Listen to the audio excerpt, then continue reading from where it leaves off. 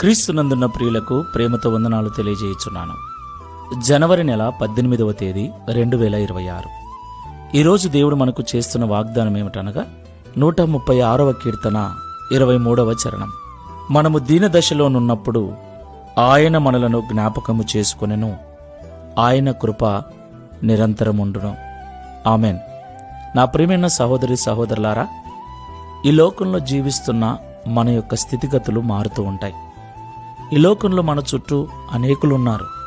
బంధువులు, స్నేహితులు, రక్త సంబంధికులు చాలామంది ఉన్నారు. అయితే మనుషులు ఆయా సమయాలలో మన స్థితి తారుమారైనప్పుడు, మనము దీన దశలో హీన స్థితిలోకి వెళ్ళినప్పుడు, మనము లేమిలోకి వెళ్ళినప్పుడు, మనం అనారోగ్య పరిస్థితుల గుండా వెళుతూ ఉన్నప్పుడు వారు తప్పించుకొని తిరుగుతారు. వారు మనల్ని విడిచి దూరంగా వెళ్ళిపోతారు. మనల్ని ఒంటరి వారిని చేస్తారు. అవును ప్రియులారా, ఈ లోకంలో ఏ మనుష్యుడు నమ్మదగినవాడు కాదు. ఎట్టివాడైనను శాశ్వత కాలం మనతో నిలుచోడు.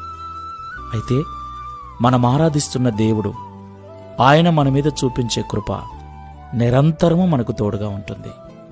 దేవునికి మహిమ కలుగును గాక. అవును ప్రియులారా, మనము చెడిపోతుంటే మన స్నేహితులే మనకు దూరంగా వెళ్ళిపోతారు. అయితే ఆ చెడులో నుండి విడిపించడానికి దేవుని కృప అప్పుడూ మనకు తోడుగానే ఉంటుంది. మనం పరిశుద్ధతలో ఉన్నప్పుడు మనల్ని ఆశీర్వదించటానికి దేవుని కృప తోడుగా ఉంటుంది. మనం బాధల్లో ఉన్నప్పుడు మనల్ని ఓదార్చటానికి, ఆదరించటానికి దేవుని కృప నిరంతరం మనకు తోడుగా ఉంటుంది. అలాంటి నిరంతరం తోడుగా ఉండే దేవుని కృప మనకు తోడుగా ఉందన్న సత్యాన్ని మనం ఎన్నడూ మర్చిపోకూడదు.